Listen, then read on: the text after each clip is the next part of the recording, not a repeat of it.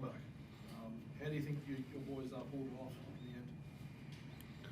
Yeah, what did they score? 61 at the half. It's not the next level of defence that we were hoping for in the first half. And there was a lot of things. You know, it wasn't a berate at half time. It was, you know, we gave up second chance points. We gave up points off turnovers. There was a lot of things that, you know, just with a physicality side and a smart side that we gave them points. But then once they got into their offense, we just felt like we were chasing. We were a step late on everything, and we just couldn't catch up. That got them to the rim, and they shot the ball pretty well, you know, through that first half as well. So yeah, I thought the group that came out after half time, you know, made a change defensively. You know, Shaylee was a massive part of that, and, you know, just changed the game by getting deflections and getting on the floor and doing those things. We tidy up the rebounding, do a much better job, not give them second chance points, and just, you know, put them more in the mid-range, contested rather than being at the rim and fouling.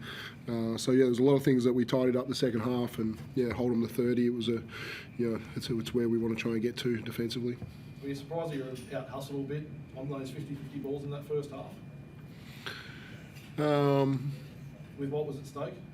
I'm not sure. I think, you know, to me it wasn't an effort thing. It was more about that we were just trying to catch up. So we were in poor positions to go ahead and make the play that we needed to make at the end of the shot clock, or those hustle plays. So do I say I was disappointed with how we weren't a step ahead in the first half? Yeah, I was disappointed with that, and I thought, you know, once we committed to, you know, just making everything harder, you know, that we were a much better team. How happy are you with your late game execution? I mean, you've had a lot of tight wins since the start of the new year in particular. You must be delighted with that, because it's something you wanted to focus on this season. Yeah, you know, we went to, you know, Shay has 2 free throws. We have a defence that we wanted if we were 4 up. You know, we committed to fouling, you know, being 3 up today, and, you know, executing out of bounds play, and you know, still didn't quite make our free throws. It's still been an area of the game that we've improved a lot this year overall, but we've had a number of games where we're around that, you know, 50% mark from the foul line. So that's a part of the execution that we want to get better.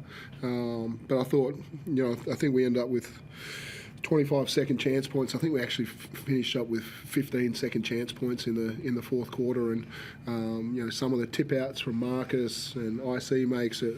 You know, Shaylee comes up with a massive O-board there a couple of times. KB, you know, we just you know, willed ourselves if we were going to miss shots to keep attacking the glass, and, you know, obviously with, you know, Magne not being around, we knew there was an opportunity to go get second shots as well, and so yeah, I loved our desire in the second half and the fourth quarter.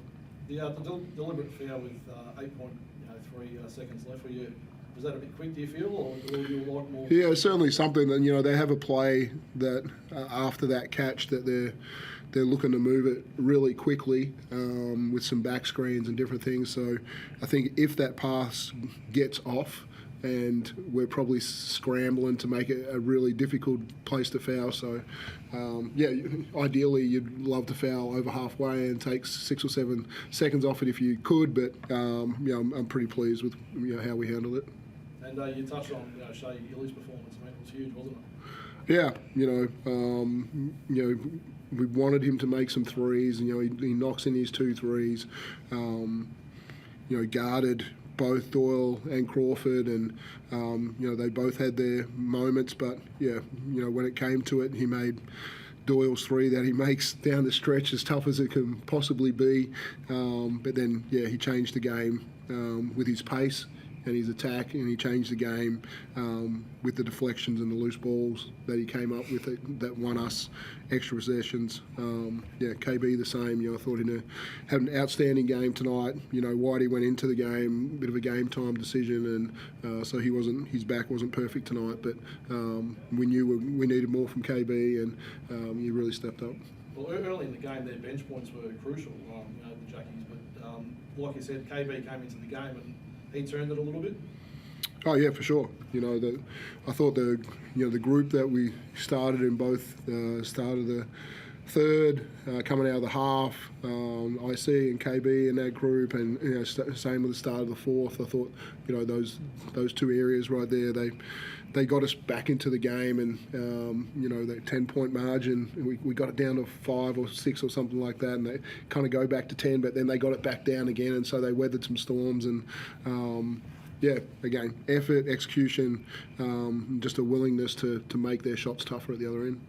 Cole, at any point in that game, did you ever think this is slipping away, or with the experience in your team, was it always let's work each possession at a time here?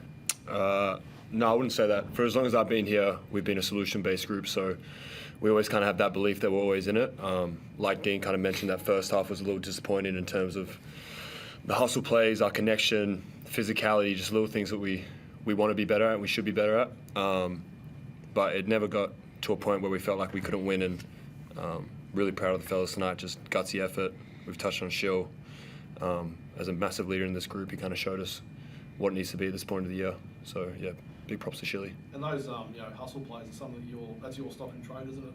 Is that what you wanted to bring to the table when you come onto the court? Yeah, absolutely. And full credit to Tasmania, that's what they're great at too, the hustle, the physicality stuff. So we knew that was going to be a war tonight, and if I'm one of the guys on the squad that can, kind of lead in that area, that's what I want to be every single night. So was really happy with some of my efforts on the offensive glass, some shows that we were really emphasizing all week. Just little areas, because we've got so much talent on this team. At some moments it's kind of taken care of, and we just need guys to, lay it out there, and I'm happy to be one of those guys for sure. What makes Tassie such a tough team for you guys to beat in particular? They're always tough. I don't think it matters who you are. I think they're just super well coached, super disciplined. Obviously you got super talented guys, but yeah, super gutsy win from us, and I'm just really proud of Melbourne United tonight. Dean, it looked like an emotionally fueled second half. What was the message at half-time? And Carl mentioned before, you guys are really a solution-based group. What was that solution that you had to implement for that second half? Yeah, the things I've already spoken about. There was those two effort areas, getting back after we turn it over, O-boards, and the connection, in our coverage, and we're asking our bigs to get up to a level a little bit more and really deter their three ball.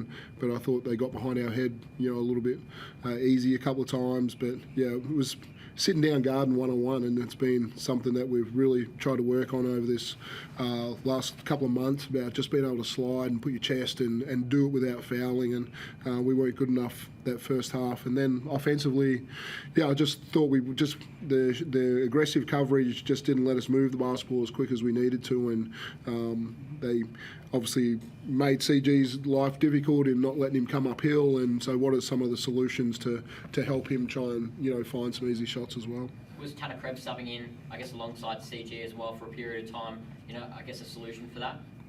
Yeah, there's always opportunities for, if we feel like we need an extra shooter on the floor, to either have those two play together or have Tanner move up to the 4 a little bit. And so we used a little bit of that tonight.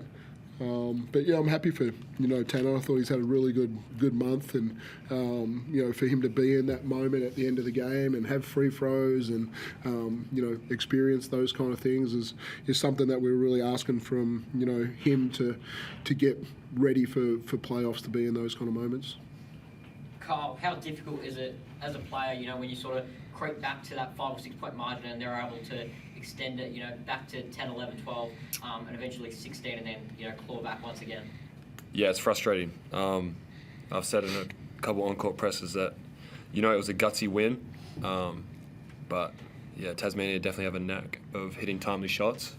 But if anything, it just challenges us to be better, and we made some timely plays as well, offensive boards, big tip-out steals, all that sort of stuff. So, yeah, as much as they were making timely shots and everything like that, we had our moments tonight as well. What are you sort of thinking to yourself when they're making timely shots, and how you kind of respond to that?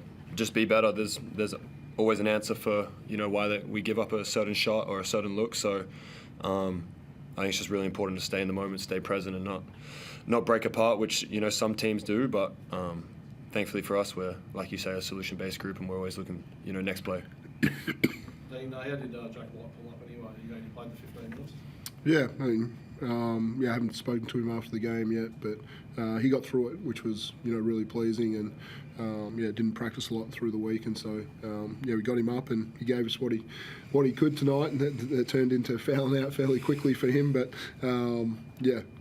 hopefully by playing he hasn't done any damage or anything, but I'm pretty sure he looked pretty good at the end of the game, so get him ready for next week.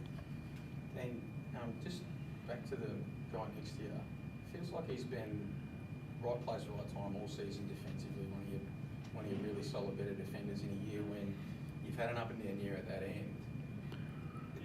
Tonight we saw it offensively, and we probably haven't seen a ton of it, but is that the sort of expectation moving forward that for him to develop his game? Oh, for sure. He's worked so hard on his shot, and it's made a massive improvement from last year to this year, and we'll continue to see that grow as time goes along. And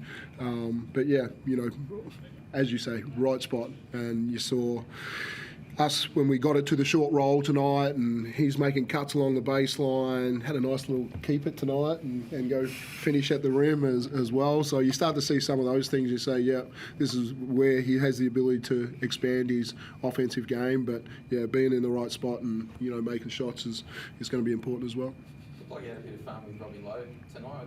The two bigs kind of him setting you up a couple of times on those back doors. Yeah, absolutely. He's definitely one of the more intelligent bigs and players in general that I've played with, and he's always going to make the right play. So, like you say, it's about being in the right place at the right time. I don't think any of my buckets tonight were super fancy or anything. If anything, I should have dunked a few of them.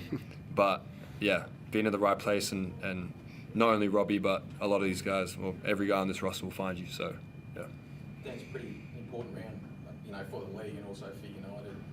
Given I guess your cultural history with Pride Round and the things that have gone on in the four walls. Can you talk a bit about what it means for the club and for the league? Yeah, firstly, being back home and having the turnout that we have tonight, when Gak was shooting those free throws, that's probably one of the loudest I've actually heard our gym. But for who we are as a club, basketball, we want it to be an inclusive game and for everybody, and when you play pickup ball, I think it's one of the greatest things. You just turn up to a gym and whoever's there, let's play and let's find a way, and and that's how our sport should be. And I think we are one of the most inclusive sports in the world when you see the different nationalities that we've all got playing together, and then to have the pride and just the group. Trying to drive this message forward a little bit after what we experienced with Isaac. I thought it was a great night for pushing that forward. Carl, what is it about Dean's leadership that really allows players to flourish? He's definitely a challenging coach. He's always on guys wanting us to be better, and I think as much as he's animated on the sidelines, he's always very level-headed and knows what to execute in the right moment. So. Dean's been great, not only for me, but this whole group, and, we trust him to lead us into hopefully a very successful playoff run soon. We've got one left, boys. It's a big one next week. South East Melbourne, home throwdown. How important is it? How big is it?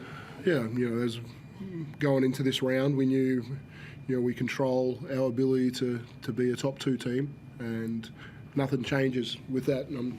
We do play the last game. We'll have an understanding of where everything else sits, but still, if we win that basketball game, we're guaranteed a top two spot, and that's what this club strives for every year, is to get those home playoff games and play in front of a crowd like we did today. So, we'll watch. We'll see what else is going along around the league. It's been a wild weekend already. Just watching basketball games. I'm like, even we've been up in Brisbane, and night before a game, we're all standing up cheering, and it's been fun just watching this league as it comes to a close, and the play-in concept, and having 6 teams and having people battle for the 6th spot, having people battle for the 2nd spot.